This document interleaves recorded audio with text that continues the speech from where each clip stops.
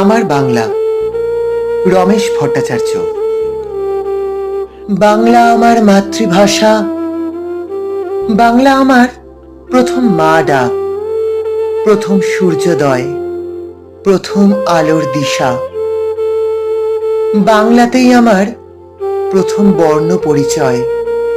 বিদ্যাসাগরকে চেনা, বিশ্বজগতে জ্ঞান সূর্যের উদয়।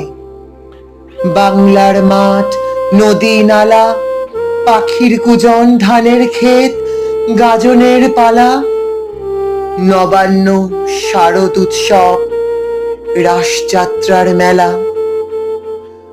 বাংলায় লেখা আমার প্রথম প্রেমের কবিতা, আমার প্রথম প্রেম নিবেদন।